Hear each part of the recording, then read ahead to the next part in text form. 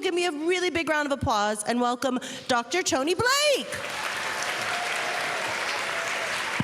Reindeers and elves, grown-ups and children, welcome to Ho, Ho, How Do They Do That?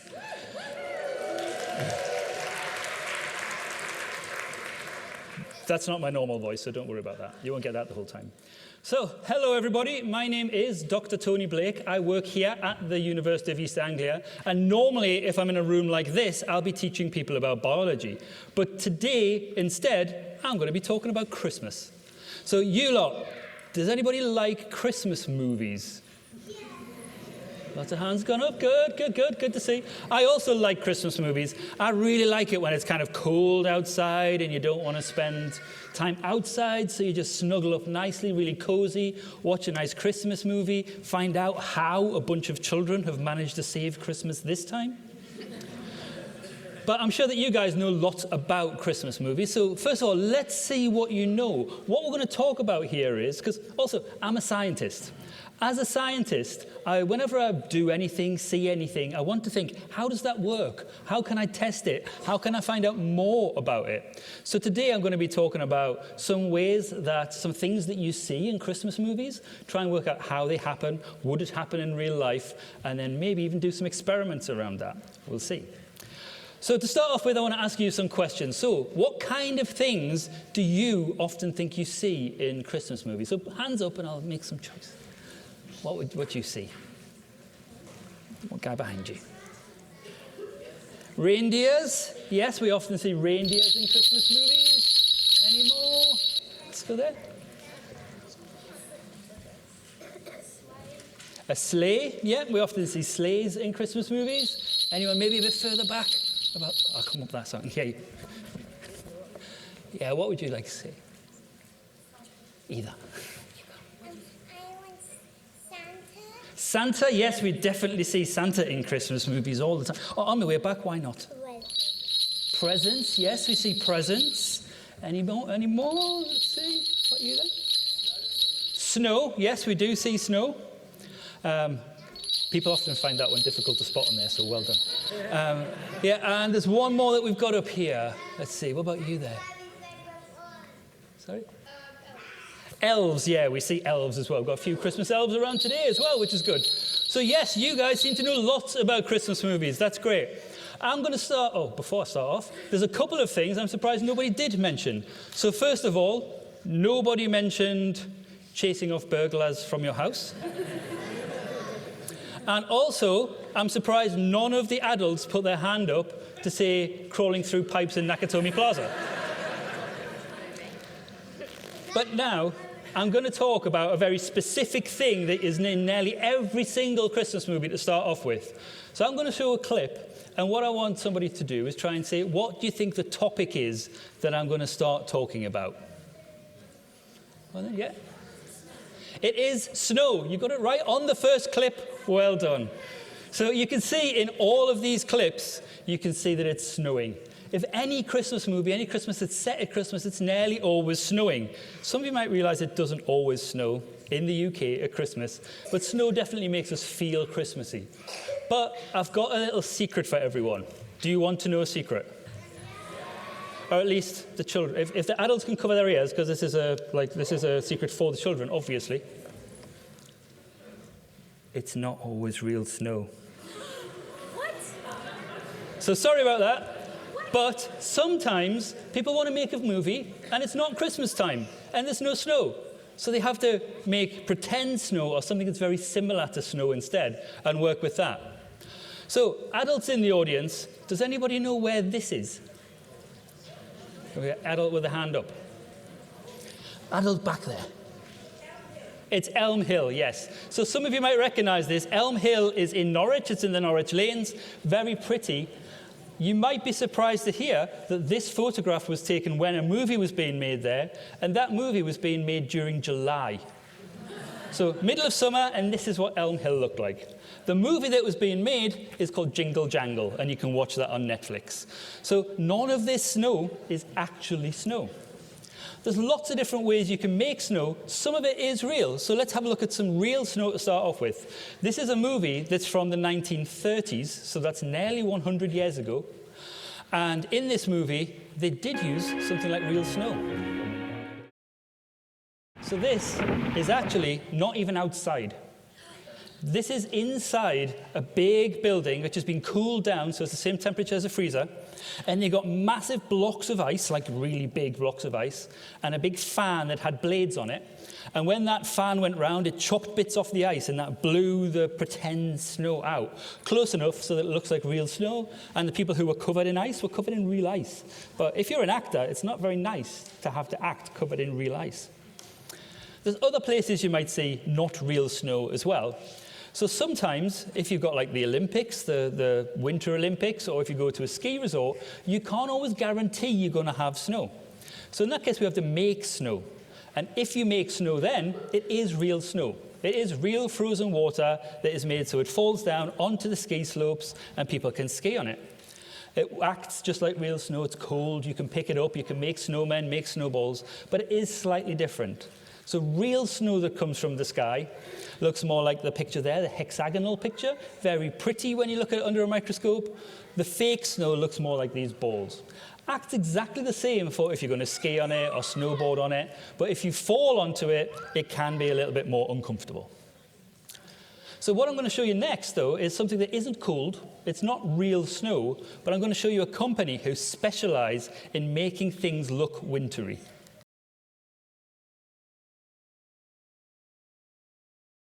Did you notice in that video that the guys who were picking it up and washing it were all wearing shorts? They definitely weren't cold, but it looked really wintry. They did a really good job of doing that.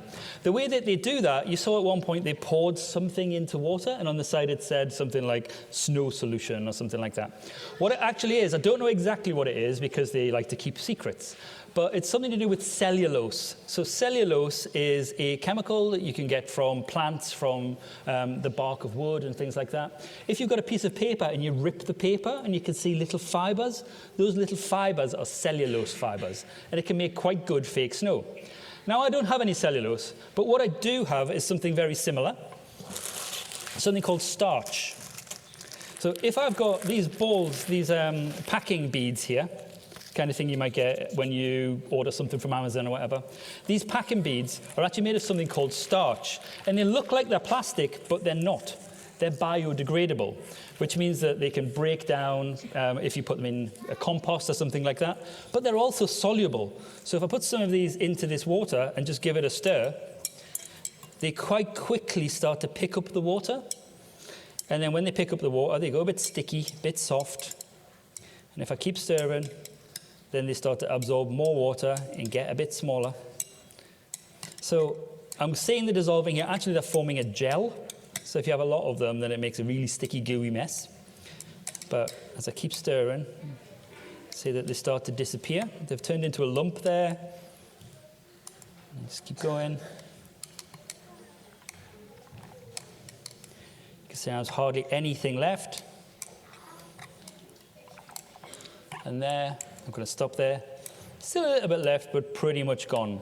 So you can see that they're soluble, so that means that they can dissolve in water.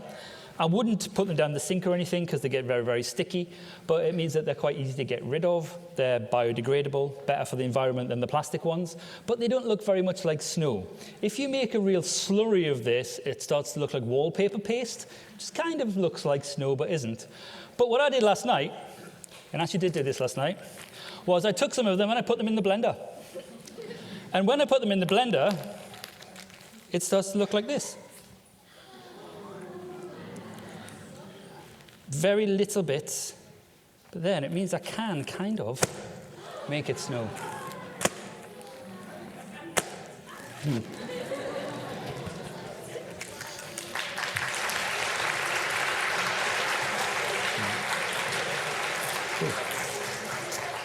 I'm really covered in it now. Yeah, so I'm going to show you one more way of making snow before we move on to another topic. But to do this, I'm going to need a little bit of help. So what I'm going to need is 2 junior scientists who can come and help me out. Let's see. Let's go for the young lady there. Yeah. And The young gentleman there, please. Yeah. So we've got our 2 junior scientists are going to come down. We're about to do an experiment. So because we're going to do an experiment, we're going to put them into lab coats and also lab specs. Everywhere I step, I'm now dripping pretend snow everywhere.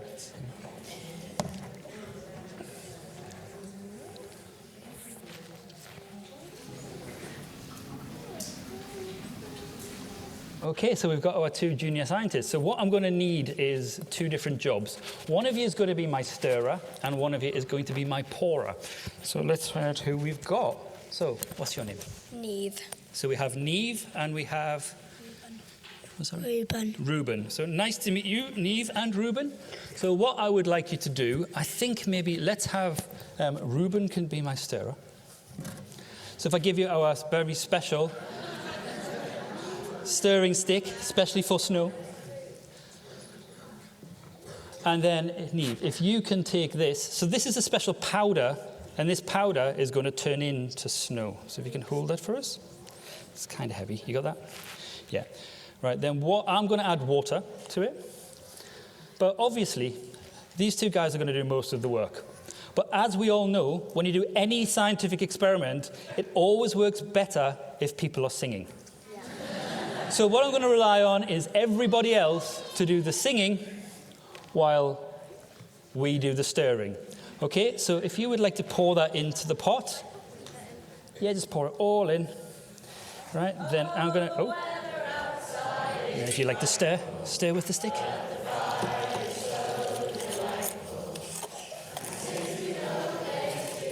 So give a good stir.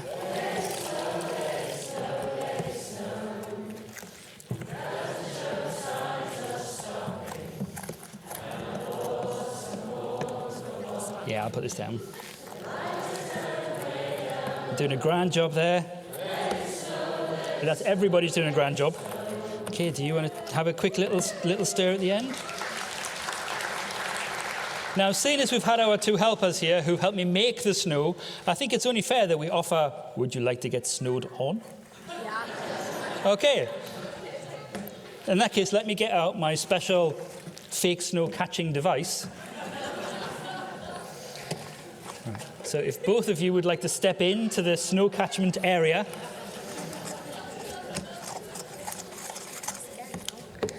I'll just give it a little bit more of a stir.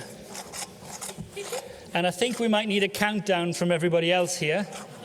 So if we can have a countdown from maybe 5, 4. You ready? 3, 2, 1.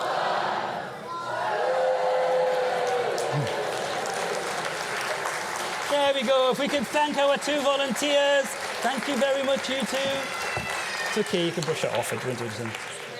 Can I take your glasses? Yeah, it'll go out your hair, don't worry. We should get you a Santa hat for later. Okay, so a little bit of the science behind there, because I can't help myself, I am a scientist. That stuff that actually absorbs the water there is a chemical called sodium polyacrylate. Can we all say sodium polyacrylate? Thank you, everyone. So much better than the students I normally teach. So, what sodium polyacrylate is, it's a hyperabsorbent polymer. I'm not going to go into too much science in that. But what it means is it keeps absorbing and absorbing and absorbing more water. Anybody got any ideas somewhere else you might find this chemical? Let's say one of the young people. I'll go to the adults if I need to. But yeah. In a sponge, so sponges are kind of more solid and pick things up and let it go. So that's not going to just absorb. In a baby's nappy. So it's very, very good at absorbing liquid. So it's good. These, you find them in nappies so that as well as absorbing water, it absorbs the special water that's produced by a baby. So yeah, so you find that in nappies. Okay, we're going to move on to another topic now. So, so far I've talked about snow. And really what I want to talk about next is maybe reindeers and sleighs and Santa Claus and how fast things have to move and how far they have to go. I'm letting myself into a bit of trouble here. I'm a biologist. I don't really know about these things. What I really need to know about these things is a physicist. Or even better, an astrophysicist. But I'm not an astrophysicist. Are there any astrophysicists in the room? What? Where? Oh! Are you definitely an astrophysicist? Yes. I think we can believe you. Everyone, this is Rob Ferdman, who is a lecturer in astrophysics here at the University of East Anglia. And I'm going to pass on to him. Thank you. Is everybody enjoying the show so far? Yes, good. I really like the snow part. As you can tell, I'm not from this particular area of the world. I'm from Canada, and where we're from, we like snow. So that first part was really, really great. Okay, so what we will talk about today, though, we meaning me, the royal we, would be how does Santa get around? How does Santa get around in one night and deliver all those millions of presents, I won't tell you exactly how many, to all the kids around the world who celebrate Christmas? It's a very challenging night, as you can imagine, but we know Santa does it. But let's investigate it as scientists. How many chimneys does he have to go down? How much time does he take between each delivery? How many presents does he have to deliver? And how fast does he have to go, or how fast does he have to go between houses? So let's figure this out. He's got to deliver to all the children who celebrate Christmas around the world. How many? How many families do you think celebrate Christmas around the world? Anyone? Me. How many? A few million. 500 million. How did you know it was 500 million families around the world celebrate Christmas? Keep it secret. That's a lot of Christmas celebrators. And you can imagine that will take a very long time to do. A very, very, very long time to do. But Santa doesn't take a very long time, does he? He takes only one night. Yeah. How many hours does Santa take in that one night? You. 12 hours. Why do you say 12? That's a very good reason for saying that. And it's almost right, because you all go to sleep. At least your parents hope you go to sleep by around 8 o'clock, give or take. And wake up. Maybe on Christmas Day you wake up at 6 o'clock just to see what's going on around the tree. So that's around 10 or 11 hours. That's very close to 12. But are people in the UK the only children who celebrate Christmas? No, where else do they celebrate Christmas?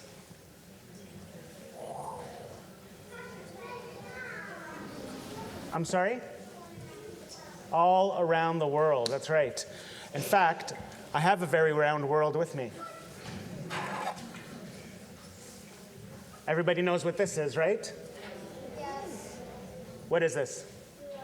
It's a globe. It shows what the Earth is looking like at different parts. This is where the UK is, over here, right here. And the day starts first somewhere around here. That's New Zealand. And they celebrate Christmas in New Zealand, right? And so the night for Santa will start there. And New Zealand is something like 12 hours difference from the UK. They start Christmas Eve 12 hours earlier. So that means Santa has something like 22 hours to deliver all those presents. So he has more than 12 hours. So that means they have to visit 6,300 houses every second. But listen, we know Santa can do it because he does it. How does he do it? Well, in the movies, maybe they give us a clue about how he does it in the movies. This movie is called The Christmas Chronicles. Well, if Santa does something like that, he possibly could do 6,300 houses per second. But another fast way of doing it is perhaps going into space. I'm an astrophysicist, so I like this solution. If you go into space, you can cover a lot of ground in a very short period of time. And you can take all the presents and just throw them towards the Earth very accurately. And they'll end up down the chimneys and in people's homes. But there's a problem with this. Doesn't Santa actually go into people's houses? Yeah. Does Santa go into Santa goes into people's houses, right? Yeah. Well, let's tackle that problem. So, I'm a physicist, so we use mathematics. So if you want to be an astrophysicist, or even a physicist, or even Santa, you have to do your maths. 500 million families. Okay, and how many families have children that are under 18? About 43% by my estimation, so you multiply that by 43%, and there's an average of 2 children per household, so that's times 2, and this means there are around 430 million, more zeros, 430 million presents to deliver. Whoa. That's a little better than 500 million, but it's still a lot. How much does each present weigh? It weighs about half of a kilogram. So let's multiply that by 0.5, and that means that with 430 million presents, you are delivering 215 million metric tons of gifts. And I don't think Santa can go and resupply in the North Pole. There's no more time. So what he has to do is he has to have a sleigh, okay? And the 215 million metric tons is the same weight as over 2,000 passenger jets or 86,000 cars. That's a very heavy, heavy load. So I don't think Santa has a sleigh that looks something like this. He probably has something that looks like this. Maybe even bigger, right? But the problem is, if Santa wants to deliver these presents, he's got to go up and down to each house. That is going to get a little bit difficult with all that weight in your sleigh. So why don't we throw the presents off our sleigh, like I said, from space, and let them end up in the chimneys and go there. But as we also said, Santa has to visit the houses. So how does he do that? I think what Santa needs to do is to consult a physicist like myself and an engineer and design his own well-kitted out sleigh. I like this one personally.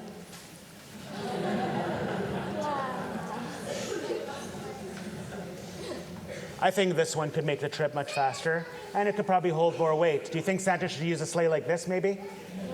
Well, what about the reindeer? The problem is the reindeer would be out of work, and we don't want that.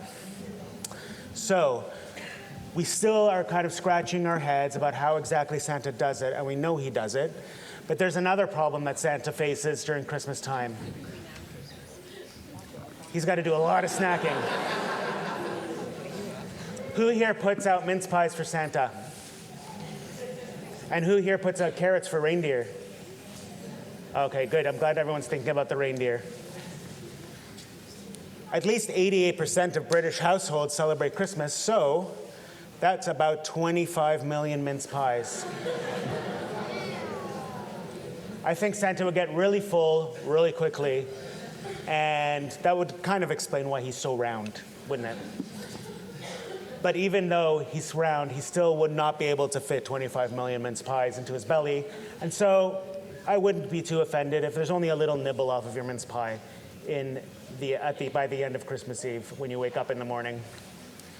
But like I said, we still don't quite understand how Santa does it. I mean, Santa's pretty amazing, but we still want to know how he does it, don't we? As a physicist, I still can't really wrap my head around it, even with all the physics knowledge that I have. So what would be really great is if we had Santa himself here to try and explain it to us. You think that would be a good idea if we get Santa here? Yeah, so on the count of 3, why don't we say, we call up to the North Pole and say, Santa Claus, ready? 1, 2, 3. Santa Claus! Remember, you have to actually make your voice heard in the North Pole so he actually gets here. 1, 2, 3. Santa Claus! Merry Christmas! Yes. Hello? I heard you call my name. That's lovely. Oh, there's some lovely familiar faces in the audience. Some old faces, some very old faces. It's lovely to see you all. Have you come all this way to see me? Oh, that's lovely. Have you enjoyed the lecture? Marvelous. Well, Santa, all the kids want to know, and me as a physicist, how do you make all those present deliveries with your reindeer in one night, in 22 hours? We can't figure it out, so we actually need your help to try and figure it out. Ah, well, it's very simple, you see. It's Christmas magic. That helps. Well, thank you very much, Santa, for explaining to us, and thank you all of you for listening to my physical explanation, and we'll take it back to Dr. Tony Blake. So if we can all thank Rob for his scientific explanation. And we're about to have a break. We'll have a break for about 20 minutes and then we'll come back. But I've got a question for Santa Claus as well before he goes on break. Santa Claus, what's your favourite Christmas movie? Oh, well, it has to be Ho Ho Home Alone. In that case, while you're all having your break, I'll have a think about Home Alone and see if there's anything I can talk to the crowd about Home Alone. Lovely. So thank you, Santa. So we'll see you all in 20 minutes.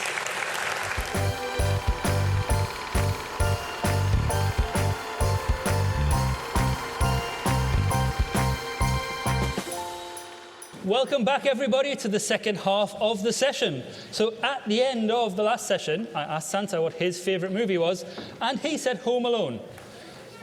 So I've had a think, and I've put together some ideas around what we can learn or what we can think about Home Alone. Who in the room has seen Home Alone? Oh, it's about 3/4, I would say. Okay, so just in case you haven't seen Home Alone, I'll quickly go through the plot. So, we have Kevin McAllister, who is left at home when his parents fly to France without him. Obviously, he doesn't get on that well with the rest of his family, so he thinks this is a great thing. He's absolutely super happy about it and spends the next few days doing nothing but exactly what you'd expect an 8-year-old to do, which is eat lots of food and watch movies that are inappropriate. Mainly because the internet hasn't been invented yet and he doesn't have a Switch. So it all comes a little bit crashing down when the wet bandits, Harry and Marv, find his house and think, ooh, that looks like a nice house, let's do a burgling. But he is a bit sad about this, but then obviously he makes some kind of plan, and then he uses that plan to try and fight them off. Does it work? I'm not saying that yet because otherwise spoilers. Some people haven't seen the movie yet. I'll let you find that out for yourself. But I thought what we would do is, since he makes all of these traps, we'd go through some of these traps, talk about whether they would work or not, and maybe a little bit about how dangerous they would be. So let's have a look at him setting up his traps.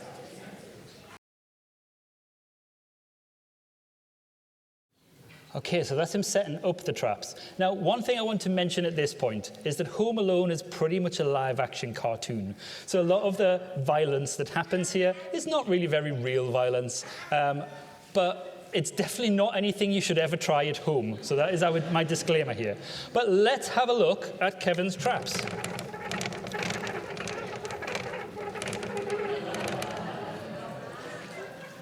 So he makes this wonderful diagram, which obviously, it's like he made it just to help me today. But if we go through these traps one by one, and let's start with the ice.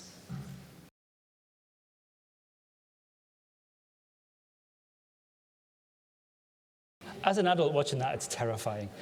Okay, so what I want us to do in a minute is before I say whether I think this is possible or not, I'm going to ask you whether you think it's possible.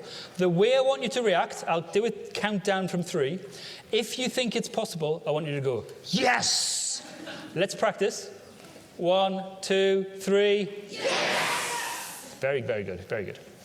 If you think it's not possible, I want you to go, nah. Okay, let's practice that. 1, 2, 3. Very good. Okay, so for this one, the iced stairs and falling down them. Do we think this is possible? 3, 2, 1. Yes, it's so possible. Not only is it possible, it probably happens to many of us quite often. Has anybody in this room ever slipped on ice? Yeah, it's going to be, I would say, almost all of the adults and a lot of the kids. So when it's icy outside, you've got to be really careful because it does get very slippy. In Norwich, it doesn't happen quite like it does in where they are. In Norwich, it's only going to be frozen for maybe a night or two, or maybe in the morning it'll be frozen, and in the evening it'll melt. So it's not going to be as dangerous as often. But where this film is set, it's set in a place called Chicago. Chicago is here in the United States, and in Chicago, the temperature drops below freezing, below 0 degrees Celsius, from the start of December right through until the end of February. So you've got a whole 3 months where the temperature is lower than 0. If it's lower than 0, that means that you can have ice out, you have water out, and it will freeze and it will stay frozen, which is great because that means you can go ice skating. So you can have an ice skating rink in somewhere like Chicago or places in Canada and things where you can have that out all the time over the winter and you can just skate outside. You're not going to see that in the UK very often. Right, next, let's have a look at this board. How about we have a look at his cars and micro machines?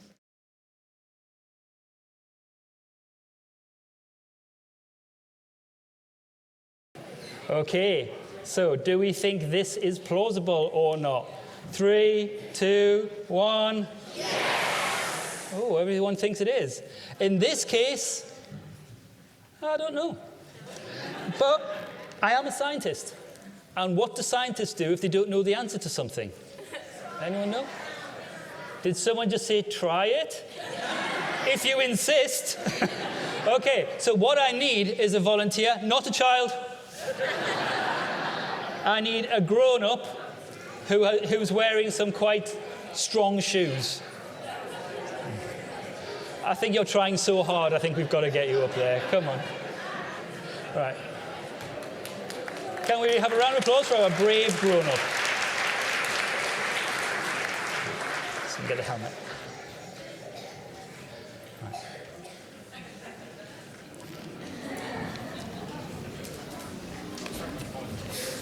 I think you were volunteered rather than volunteering, but it all counts. Okay, can I ask your name? Justin. Justin. And also, so this is an experiment using human participants, so we did have to ask for ethical approval for this. I'm not saying what the reply was. But I do need to check, are you a human? Yes. Okay, good. We're a human and we have permission. But we do want to make sure that we have health and safety. So could you please put on the helmet?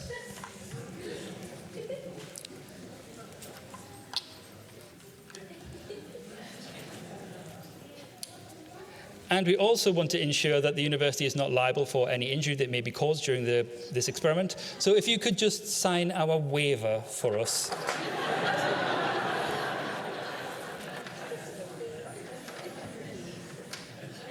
Okay. Now, if I just reveal the experimental conditions.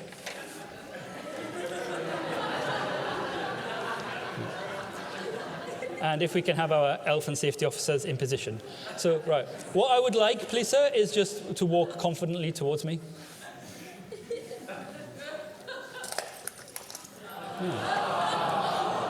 We're doing an experiment. You don't just do it once. You make sure that you repeat the experiment. So if you'd like to come back the other way.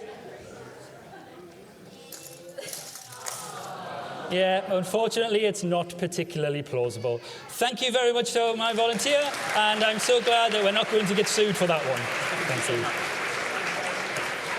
So I am going to put a little, rider caveat on this one. Yes, it's unlikely someone would step on this and fall over and trip, but that doesn't mean you should leave your cars all over the floor. It might depend on what the floor is like, which cars it is. So this is not me giving you permission to leave cars all over the floor. Okay. Right, so that one we said not plausible. The next one, let's look at the iron.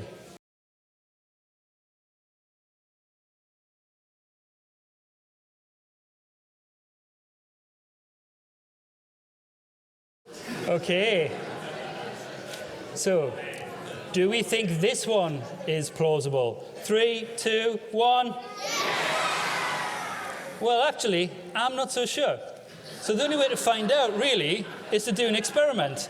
So would any adults like to volunteer? No, we're not doing that.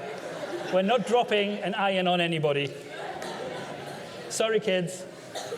Yeah.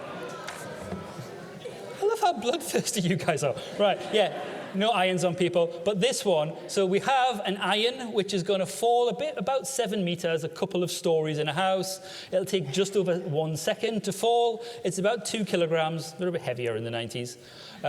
So the force this would hit with, so force is like a measure of how hard something hits or how strong something moves. The force is about 20 newtons. 20 newtons is a little bit more than if you got hit by a sledgehammer. So, yes, it's plausible. Don't try it at home. Yeah.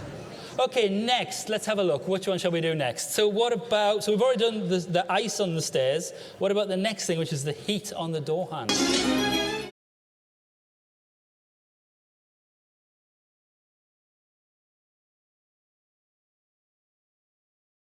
Okay, so do we think this one is plausible? 3, 2, 1. Yes!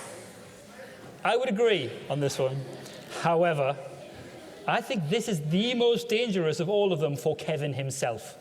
That thing is using, I've never seen one in real life. What they do is they get really, really hot. That's why it's red. And you put them under barbecue coals, and it makes the barbecue coals start to work. So it's a way of lighting a barbecue. I've never used one. I've never seen one. I don't even know if it's possible to buy them because they get so much electricity and so hot, they're really, really dangerous. So I would never have let Kevin do this. That being said, between the two door handles, there is a metal bar. Metal transfers heat very well. So the heat from inside would transfer to outside. And it's even one way that if you're worried, if the fire brigade are worried that there might be heat inside a house, they can touch the metal door handle to see whether they think it's going to come out or not. Right. Okay, so this is the last one I'm going to talk about. Before we do look at this one, this is the paint cans. I want you to notice that on these paint cans, there is paint on the outside. That could be important. Right.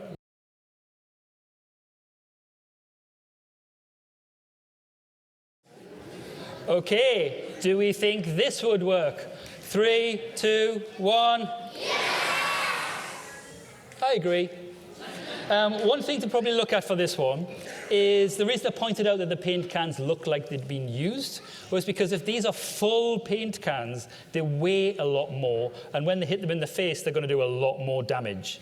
If they're empty paint cans, it'll definitely be enough damage to make them fall off the stairs like they did, but might not do as much damage. We don't know how much paint was in there, so we don't know how much damage they would do, but it does matter how heavy they are. So that was the last one that I wanted to show you. We're getting to the end of the session now, so I want to thank all of you for listening. I would like to thank our health and safety officers, please, if we can give them a round of applause.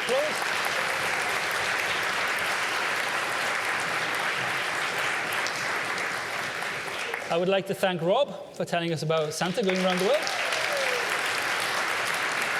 Obviously thank Santa for his appearance. And as a little treat, because you've all been such a great audience, we do have some small bags of the chemical snow, if you want to grab one on your way out. But everybody, thank you for coming, and hope you've enjoyed. Ho, ho, how do they do that?